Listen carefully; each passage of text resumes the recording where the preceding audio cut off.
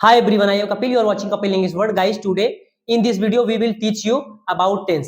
इस वीडियो में हम आपको टेंस के बारे में बताएंगे। टेंस कहते किसे हैं, टेंस होता क्या है। टेंस का मतलब काल या समय होता है। टेंस पढ़ाने से पहले हम आपको ये बता दें, यदि आपको बेसिक जानकारी नहीं है तो आपसे रिक्वेस्ट है, हमने पार्ट 1 से लेके पार्ट 8 तक यूट्यूब पर वीडियो अपलोड किया है, जिसमें हमने आपको सारी बेसिक जानकारी इंग्लिश से रिलेटेड हमने कवर किया है। जैसे सब्जेक्ट किसे कहते हैं, सब्जेक्ट को पता कैसे करें, वर्ब किसे कहते हैं, ऑब्जेक्ट किसे कहते हैं, डायरेक्ट ऑब्जेक्ट क्या होता है, इनडायरेक्ट ऑब्जेक्ट क्या होता है, उसे कैसे पता करते हैं। उसके बाद हम प्रेडिकेट किसे कहते हैं, सेंटेंस किसे कहते हैं, सेंटेंस कितने प्रकार के होते हैं, सारे वीडियो हमने कवर किए हैं पार्ट 1 से लेके पार्ट 8 तक। आपसे रिक्वेस्ट है, पहले आप उन वीडियो को यदि आप देख लेते हैं तो आपको अंग्रेजी समझने बिल्कुल दिक्कत नहीं होगी। जो चीज मैं यहाँ पढ़ाने जा रहा हूँ एकदम जीरो से लेके एडवांस तक पढ़ाएंगे। प्रेजेंट इंडेफिनिट टेंस में जो भी आपकी समस्या है, उन सारी समस्या को हम यहाँ दूर करने का पूरी तरह से प्रयास करेंगे, क्योंकि यहाँ हम जीरो से लेकर एडवांस लेवल तक आपको present tense, present indefinite tense के बारे में बताने जा रहे हैं। तो आपसे रिक्वेस्ट है, प्लीज आप हमारे चैनल को सब्सक्राइब जरूर करें। यदि हमारे पढ़ाने से आपको अंग्रेजी समझ में नहीं आती है तो आपकी मर्जी, चाहे जो भी आप कमेंट कर सकते हैं, मुझे कोई दिक्कत नहीं है। लेकिन मैं ये गारंटी के साथ, दावे के साथ कह सकता हूं, यदि आप पूरा वीडियो वॉच करते हैं अंत तक, आपको प्रेजेंट इंडेफिनिट टेंस समझने में कोई दिक्कत नहीं आएगी। मैं 101% गारंटी के साथ ये चीजें कर सकता हूं। इसके पहले आप चाहे जहां भी पढ़े हो, चाहे जैसे भी पढ़े हो, यदि आपको कोई वहां कंफ्यूजन होगी, आज यहाँ सारी कंफ्यूजन मैं आपको दूर करने जा रहा हूं। तो आइए देख लेते हैं प्रेजेंट टेंस, या आइए देख लेते हैं टेंस किसे कहते हैं। टेंस जिसका मतलब काल या समय होता है, समय को ही हम टेंस अंग्रेजी में कहते हैं। आइए देख लें टेंस कितने प्रकार के होते हैं। टेंस हमारे 3 प्रकार के होते हैं। पहला हमारा होता है प्रेजेंट टेंस, दूसरा हमारा होता है पास्ट टेंस, तीसरा हमारा होता है फ्यूचर टेंस। तो सबसे पहले हम देख लेते हैं प्रेजेंट टेंस। प्रेजेंट टेंस का मतलब वर्तमान काल। वर्तमान काल उसे कहते हैं जो समय चल रहा है, जो समय चल रहा है। जैसे मैं आपको यहाँ पढ़ा रहा हूँ, आप हमारा वीडियो वॉच कर रहे हैं, ये हमारा होता है प्रेजेंट टेंस। ये क्या हो गया, प्रेजेंट। वर्तमान काल का मतलब जो समय चल रहा हो उसे हम प्रेजेंट टेंस कहते हैं। प्रेजेंट टेंस 4 प्रकार के होते हैं। फर्स्ट हमारा प्रेजेंट इंडेफिनिट टेंस, अनिश्चित वर्तमान काल, इसका हिंदी होता है, इसका हिंदी होता है अनिश्चित वर्तमान काल। दूसरा हमारा है प्रेजेंट कॉन्टिन्यूअस टेंस, इसकी हिंदी होती है निरंतर वर्तमान काल या अपूर्ण वर्तमान काल भी इसे हम कहते हैं। तीसरा हमारा है प्रेजेंट परफेक्ट टेंस, इसे हम कहते हैं पूर्ण वर्तमान काल। चौथा हमारा है प्रेजेंट परफेक्ट कॉन्टिन्यूअस टेंस, इसे हम कहते हैं पूर्ण निरंतर वर्तमान काल। दूसरा हमारा आ गया पास्ट टेंस। क्या है पास्ट टेंस, जिसका मतलब होता है भूतकाल। भूतकाल का मतलब होता है वह समय जो समय बीत चुका होता है। बीते हुए समय को हम भूतकाल कहते हैं, जैसा कि आप जानते भी होंगे। आइए देख लेते हैं पास्ट टेंस में पहला हमारा है पास्ट इंडेफिनिट टेंस, इसे हम कहते हैं अनिश्चित भूतकाल। दूसरा हमारा है पास्ट कॉन्टिन्यूअस टेंस, इसे हम कहते हैं निरंतर भूतकाल। तीसरा हमारा है पास्ट परफेक्ट टेंस, इसे हम कहते हैं पूर्ण भूतकाल। चौथा हमारा है पास्ट परफेक्ट कॉन्टिन्यूअस टेंस, इसे हम कहते हैं पूर्ण निरंतर भूतकाल। आइए हम देख लेते हैं फ्यूचर टेंस किसे कहते हैं। फ्यूचर टेंस का मतलब होता है भविष्य काल। भविष्य काल का मतलब वह समय जो आने वाला टाइम, आने वाले समय को हम फ्यूचर टेंस कहते हैं। फ्यूचर टेंस भी हमारे 4 प्रकार के होते हैं। आइए देख लेते हैं फर्स्ट फ्यूचर इंडेफिनिट टेंस, अनिश्चित भविष्य काल। दूसरा फ्यूचर कंटिन्यूअस टेंस, निरंतर भविष्य काल। तीसरा हमारा होता है फ्यूचर परफेक्ट टेंस, पूर्ण भविष्य काल। पूर्ण भविष्य काल, यहां मिस्टेक हो गया लिखने में, ये पूर्ण भविष्य काल होता है, पूर्ण भविष्य काल। ठीक है। फ्यूचर परफेक्ट टेंस का मतलब होता है पूर्ण भविष्य काल। चौथा हमारा है फ्यूचर परफेक्ट कॉन्टिन्यूअस टेंस, इसका मतलब होता है पूर्ण निरंतर भविष्य काल। यदि आपसे कोई पूछता है टेंस कितने प्रकार के होते हैं, यू हैव टू टेल, आपको बताना है टेंस 3 प्रकार के होते हैं, present tense, past tense, future tense. लेकिन प्रत्येक टेंस के 4 प्रकार होते हैं। जैसे प्रेजेंट टेंस के 4 प्रकार, पास्ट टेंस के 4 प्रकार और फ्यूचर टेंस के 4 प्रकार। इन चारों प्रकार को हम ऐड कर देंगे। यदि चारों प्रकार को आप जोड़ देते हैं तो टोटल टेंस हमारे कितने हो जाते हैं, टोटल टेंस हमारे 12 हो जाते हैं। यदि आपसे कोई पूछता है टोटल टेंस कितने होते हैं, आपको बताना है 12। लेकिन मेन टेंस कितने होते हैं, मेन टेंस हमारे 3 होते हैं, जैसा कि हमने आपको बताया है। तो आइए इतने हुए टेंस। अब आइए इसका जो पहला प्रकार हमारा है प्रेजेंट टेंस, इसमें हम पढ़ेंगे प्रेजेंट टेंस किसे कहते हैं। प्रेजेंट टेंस का हमारा पहला प्रकार प्रेजेंट इंडेफिनिट टेंस, इसे कहते हैं अनिश्चित वर्तमान काल। इस वीडियो में हम पढ़ेंगे प्रेजेंट इंडेफिनिट टेंस कहते किसे, इसकी डिफिनेशन क्या, आइडेंटिफिकेशन क्या है, कैसे पहचानते हैं, इसके सारे नियम क्या होते हैं, स्ट्रक्चर क्या होते हैं, जो भी रूल्स इसके अंतर्गत आते हैं जीरो से लेकर एडवांस तक, उन सारे रूल को हम कवर करेंगे। और लास्ट में आपको कुछ बात बताएंगे इस टेंस को, आपको टेंस समझ में क्यों नहीं आता। आप बचपन से टेंस पढ़ते चले आ रहे हैं, आपको समझ में टेंस आखिर क्यों नहीं आता और आप बाद में भूल क्यों जाते हैं। आप अंत तक अगर बात करेंगे इस सीक्रेट को हम जरूर आपको बताएंगे, आप भूल क्यों जाते हैं टेंस को, आप बार बार पढ़ते हैं फिर भी समझ में नहीं आता। यदि आप अंत तक देखते हैं तो इस बात को हम जरूर इस वीडियो में बताएंगे। तो हम आइए देख लेते हैं प्रेजेंट इंडेफिनिट टेंस कहते किसे हैं। तो आइए देख लेते हैं present indefinite tense. Present indefinite tense की पहली बात तो हम सबसे पहले देखेंगे इसकी डेफिनेशन क्या होती है। डेफिनेशन का मतलब होता है इसकी परिभाषा। डेफिनेशन का मतलब क्या होता है, परिभाषा।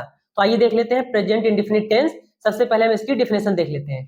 डेफिनेशन लिखा है कोई शाश्वत सत्य, मतलब यूनिवर्सल ट्रूथ हो गया, हमेशा होने वाली क्रिया, ऑलवेज हैपनिंग वर्ब, वर्तमान काल की आदत को व्यक्त करने के लिए इस टेंस का यूज किया जाता है। इसकी जो डेफिनेशन है उसमें लिखा गया है कि कोई शाश्वत सत्य, कोई शाश्वत सत्य का मतलब जो पूरी तरह से बात सत्य होती है उसे हम शाश्वत सत्य कहते हैं। हमेशा होने वाली क्रिया, always happening verbs, always happening verbs किसी की वर्तमान काल की आदत को व्यक्त करने के लिए हम इस टेंस का यूज करते हैं। ये इसकी डेफिनेशन है, ये इसकी परिभाषा है। अगर आपसे पूछे कोई इसकी आइडेंटिफिकेशन है, हम इसे पहचानेंगे कैसे कि ये कौन सा टेंस है, प्रेजेंट इंडेफिनिट का या दूसरा टेंस है, तो सबसे पहले पहचान जानना जरूरी होता है। किसी की हम पहचान जाने बिना हम कोई भी टेंस नहीं कह सकते कि इस टेंस का है। तो आइए देख लेते हैं इसकी पहचान क्या होती है। प्रेजेंट इंडेफिनिट टेंस की पहचान, आइडेंटिफिकेशन मींस पहचान, जिन हिंदी वाक्यों के क्रिया के अंत में ता है, ती है, ते हैं आदि अक्षर समूह लगे हो उसे हम प्रेजेंट इंडेफिनिट टेंस कहते हैं। इसमें कह रहा है कि जिन हिंदी वाक्यों के क्रिया के अंत में, हमेशा कब रहेगा, क्रिया के अंत में, अर्थात सेंटेंस के लास्ट में क्रिया के अंत में रहेगा, ता है, ती है, ते है आदि अक्षर समूह लगे हो उन्हें हम प्रेजेंट इंडेफिनिट टेंस कहते हैं। आइए एग्जाम्पल के माध्यम से भी हम समझ लेते हैं। जैसे फर्स्ट एग्जाम्पल हमारा है सूर्य पूर्व में उगता है, सूर्य पूर्व में उगता है। अगर इसके हम डेफिनेशन पर जाएं तो यह यूनिवर्सल ट्रूथ है। ये क्या है, यूनिवर्सल ट्रूथ है, मतलब ये सत्य बात है, सूर्य पूर्व में उगता है।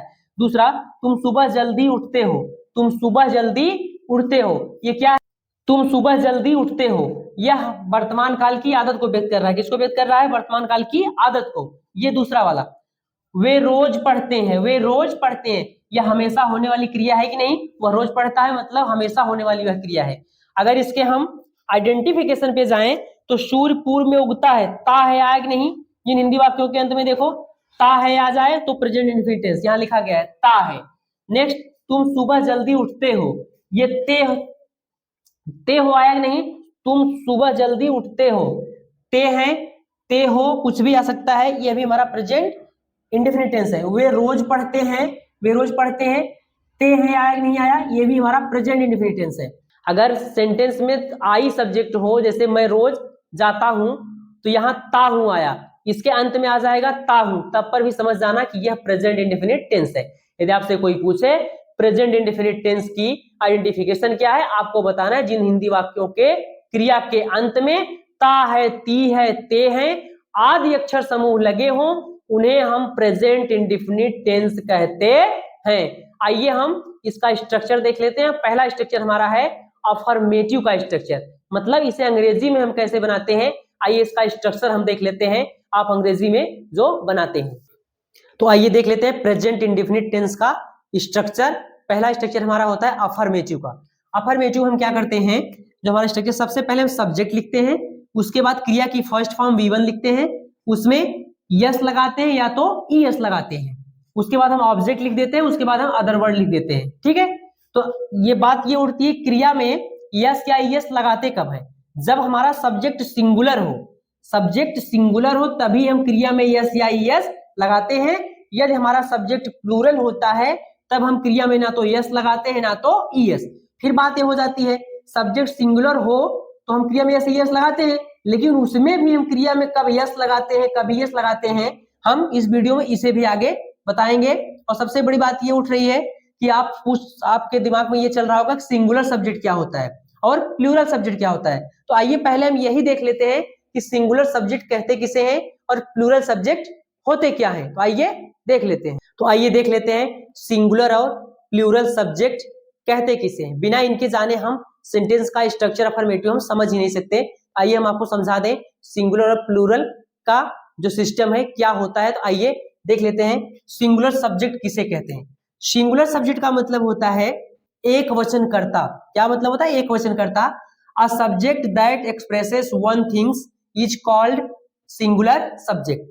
कहने का मतलब सिंगुलर सब्जेक्ट उसे कहते हैं जिससे एक वस्तु का बोध हो, जिससे एक वस्तु का बोध हो उसे हम सिंगुलर सब्जेक्ट कहते हैं। जैसे ही मीन्स वह होता है, सी मीन्स वह होता है फीमेल के लिए, इट मीन्स यह होता है। तो आइए देख लेते हैं प्लूरल सब्जेक्ट किसे कहते हैं। प्लूरल सब्जेक्ट का मतलब होता है बहुवचन कर्ता, ऐसा सब्जेक्ट जो एक से अधिक होता है। कहने का मतलब a subject that expresses more than one things. कहने का मतलब वह सब्जेक्ट जो एक से अधिक वस्तुओं को व्यक्त करे या वस्तुओं के बारे में बताए उसे हम कहते हैं प्लूरल सब्जेक्ट। तो आइए देख लेते हैं जैसे कौन कौन है हमारे। वी मीन्स होता है हम, ये प्लूरल सब्जेक्ट होता है। आई और यू सिंगुलर होते हुए भी इंग्लिश में इन्हें प्लूरल मान लिया गया है।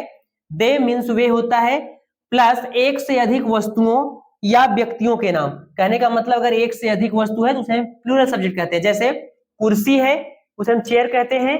अगर हम कह दें कुर्सियों, क्या कह दें? कुर्सियों कह दें तो ये हमारा प्लूरल हो जाता है। चिड़िया है, अगर हम चिड़िया कह दें या चिड़ियों कह सॉरी अगर चिड़िया है इसे हम चिड़िया कह दें, ये हमारा प्लूरल हो गया। ठीक है।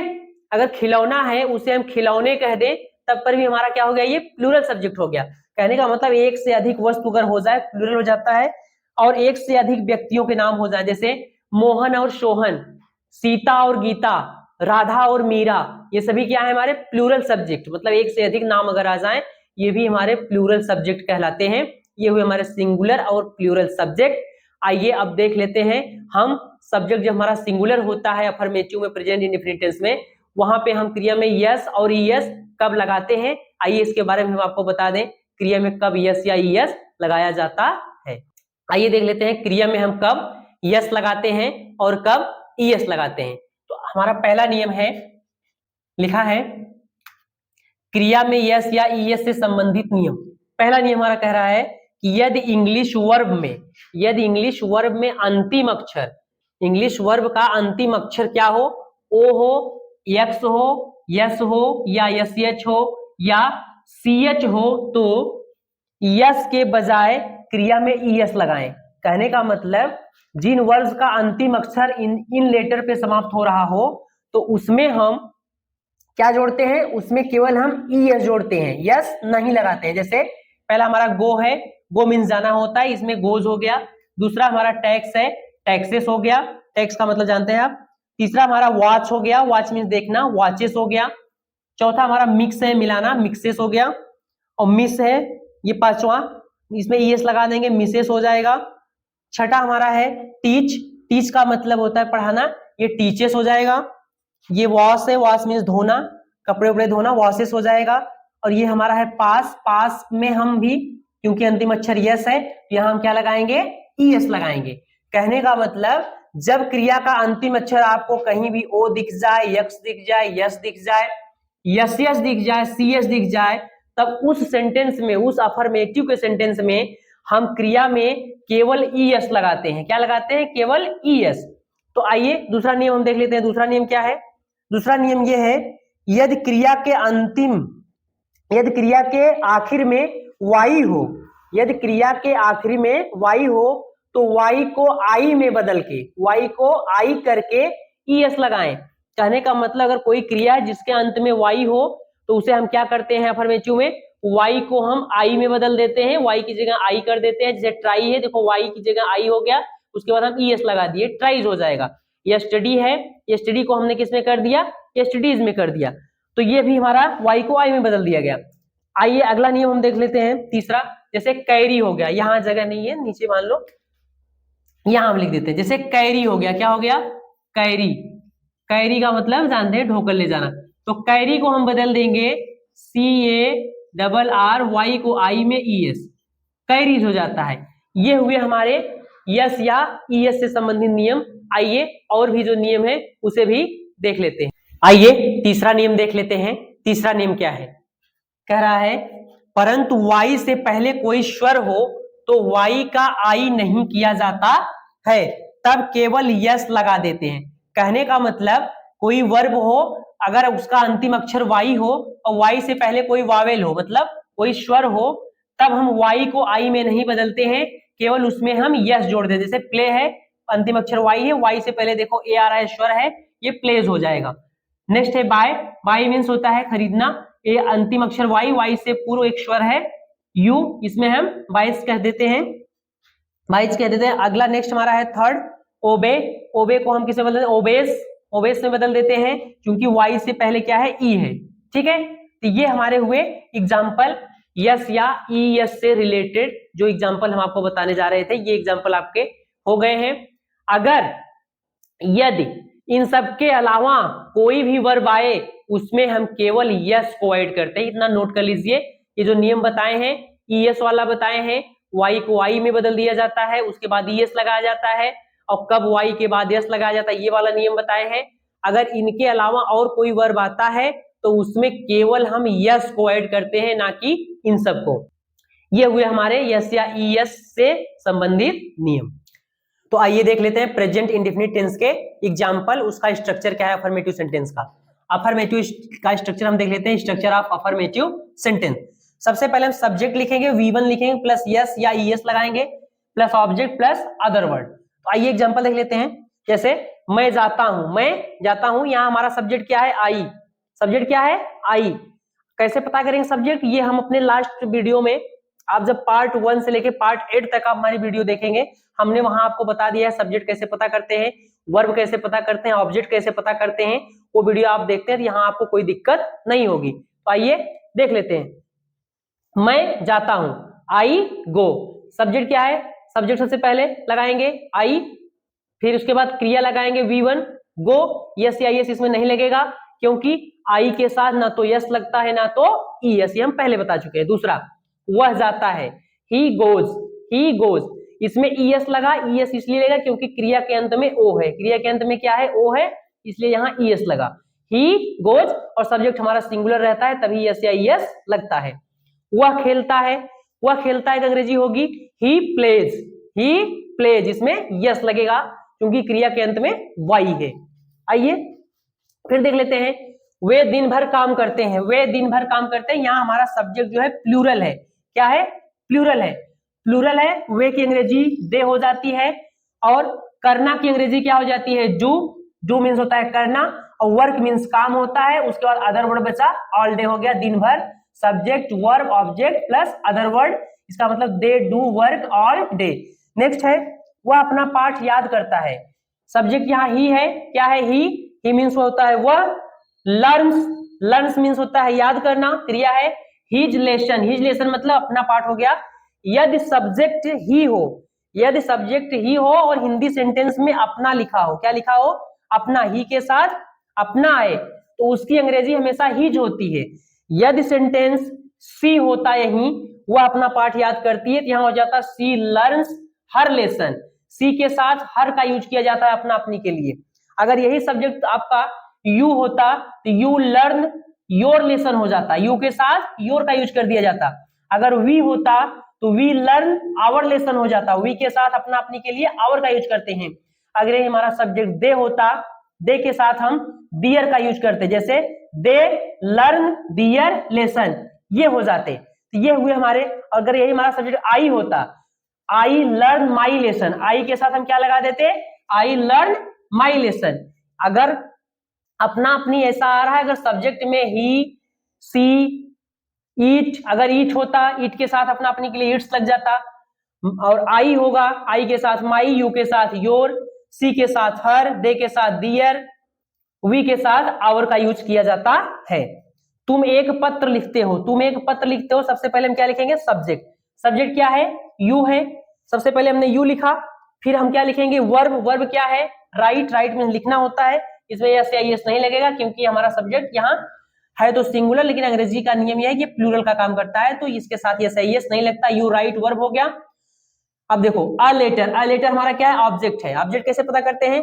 क्या लिखता है, क्या लिखते हो, एक पत्र, क्या लिखते हो, क्रिया से जब क्या का प्रश्न करेंगे जो आंसर मिलेगा ऑब्जेक्ट हो जाता है अ लेटर। नेक्स्ट है हमारा वे इस पोशाक में अच्छे दिखते हैं। सबसे पहले subject they look nice in this dress, subject हो गया, ये हमारा वर्ब हो गया, इसके बाद हमारे अदर वर्ड, इसमें ऑब्जेक्ट नहीं है तो जो नहीं होता उसे हम नहीं लिखते। ये हमारे हुए प्रेजेंट इंडेफिनिट टेंस के कुछ सेंटेंस जो हिंदी में दिए गए थे, हमने उसको अंग्रेजी में कैसे ट्रांसलेट किया आपने देख लिया।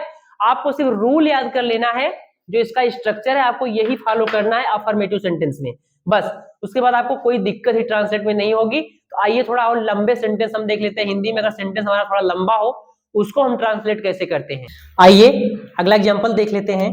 अगला एग्जांपल हमारा है मैं रोज 10 घंटे काम करता हूं, मैं रोज 10 घंटे काम करता हूं, अफर्मेटिव सेंटेंस है ये हमारा। तो नियम को फॉलो कर लीजिए, आप पहले सब्जेक्ट रख लीजिए, फर्स्ट नंबर आप क्या रखिए सब्जेक्ट। सब्जेक्ट क्या है, सब्जेक्ट हमारा है मैं, तो मैं की अंग्रेजी आई, उसके बाद वर्ब रख लीजिए, वर्ब, वर्ब क्या है यहाँ काम करना, वर्ब क्या है काम करना, तो काम करना को अंग्रेजी में क्या बोलते हैं वर्क, आई वर्क हो गया ना।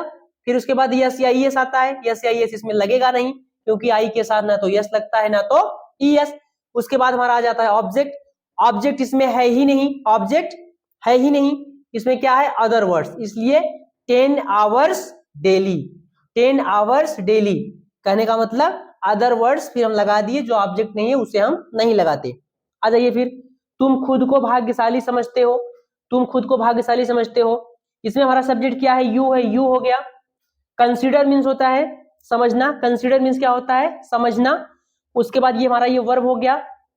उसके बाद क्या समझते हो भाग्यशाली, ये डायरेक्ट ऑब्जेक्ट है लकी। किसे समझते हो खुद को, किसे समझते हो खुद को, ये हमारा ये क्या हो गया योरसेल्फ, ये हमारा इनडायरेक्ट ऑब्जेक्ट पहले आ गया। फिर उसके बाद हमारा क्या है डायरेक्ट ऑब्जेक्ट, क्या समझते हो भाग्यशाली। इस सेंटेंस में हमारे कहने का मतलब पहले सब्जेक्ट है, फिर उसके बाद वर्ब है, फिर उसके बाद हमारा इनडायरेक्ट ऑब्जेक्ट है, क्या है इनडायरेक्ट ऑब्जेक्ट, फिर हमारा क्या है डायरेक्ट ऑब्जेक्ट है। कहने का मतलब इस सेंटेंस में दो दो ऑब्जेक्ट है, एक डायरेक्ट ऑब्जेक्ट है एक इनडायरेक्ट। हम चाहे लकी को पहले लिख दें योर सेल्फ को बाद में, तब हमें क्या लगाना पड़ेगा योर सेल्फ से पहले या तो टू लगाएंगे या तो फॉर लगाएंगे, या तो टू या फॉर। अगर हम इनडायरेक्ट ऑब्जेक्ट को पहले लिखते हैं तो डायरेक्ट ऑब्जेक्ट के पहले हमें कुछ नहीं लगाना पड़ता। अगर सेंटेंस में दो ऑब्जेक्ट हो हम दोनों को एक साथ रखते हैं, पहले बता चुके हैं आपको। नेक्स्ट है हमारा सूर्य पश्चिम में डूबता है, सूर्य पश्चिम में डूबता है, तो ये हो जाएगा द सन, द सन मतलब होता है सूर्य। ये द जो लगा है इसके चक्कर में ना पड़िए, ये हम अलग से डिटेल में रूल बताएंगे, ये द कब लगता है इन कब लगता है, ये जब हम यूज ऑफ द पढ़ाएंगे उसमें हम बता देंगे द कहाँ कहाँ लगता है। वैसे सूर्य, जो सूर्य चांद तारे जो भी होते हैं इनके पहले हमेशा द लगता ही है, ये बाद में आपको डिटेल से बताएंगे। द सन सेट्स, सेट्स का मतलब होता है डूबना, ये हमारी वर्ब है, ये सब्जेक्ट है, ये वर्ब है, ये सब्जेक्ट है, ये वर्ब है, ठीक है। In the west, in the west का मतलब पश्चिमी, इसमें तो ऑब्जेक्ट है ही नहीं, ऑब्जेक्ट नहीं है तो अदर वर्ड बचा, हम अदर वर्ड लिख दिए। नेक्स्ट हमारा है हम उसे गाली देते हैं, वी सब्जेक्ट वी है, अब्यूज हिम, अब्यूज मींस गाली देना, किसे गाली देते हैं उसे, उसे की अंग्रेजी हिम होती है। ये हुए हमारे प्रेजेंट इंडेफिनिट टेंस के स्ट्रक्चर, ये हुए हमारे प्रेजेंट इंडेफिनिट टेंस के स्ट्रक्चर। हमने आपको शुरू में बताया था, हम लास्ट में जो सीक्रेट बताने को कहे थे, सीक्रेट ये है कि यदि आप जो भी वीडियो आप पढ़ते हैं या देखते हैं या कहीं किताब से पढ़ते हैं, कहीं से भी प्रेजेंट इंडेफिनिट टेंस पढ़ते हैं, उसमें आप गलती ये करते हैं कि पढ़ने के बाद आप उसे फिर दोबारा छोड़ देते हैं, कभी रिवीजन नहीं करते, इसलिए आपको प्रेजेंट इंडेफिनिट टेंस या कोई भी टेंस समझ में नहीं आता, फिर भूल जाते हैं, उसे डेली लाइफ में अपने यूज नहीं करते। आपसे रिक्वेस्ट है कि जो आपने प्रेजेंट इंडेफिनिट टेंस अभी पढ़ा, ये 3, 4, 5 दिन तक लगातार इनसे रिलेटेड जो भी सेंटेंस आपके मुंह से निकले आप जरूर बोलें और उसे आप ट्रांसलेशन करिए। इससे क्या हो रहेगा, आपका रिवीजन होता रहेगा, फिर आप लाइफ में कभी नहीं भूलेंगे। ये नहीं वीडियो देखने के बाद आपने फिर कभी वीडियो को देखा ही नहीं या कभी कोई नोट्स नहीं बनाया। आपसे ये भी रिक्वेस्ट है, यदि आप पूरा वीडियो वॉच किए हैं, इस वीडियो को आप पूरा या तो डाउनलोड कर लीजिए या आप इसे कॉपी पेन निकाल कर आप इसको पूरा नोट बना सकते हैं। ये हमारा पार्ट 1 वीडियो है प्रेजेंट इंडेफिनिट टेंस का। पार्ट 2 में हम आपको बताएंगे निगेटिव सेंटेंस क्या होते हैं, निगेटिव सेंटेंस का स्ट्रक्चर कैसे होता है, इंट्रागेटिव का क्या होता है स्ट्रक्चर, इंट्रागेटिव निगेटिव का क्या होता है, जितने भी उसमें नियम आएंगे सबको हम उसमें पार्ट 2 वाले वीडियो में हम कवर करेंगे।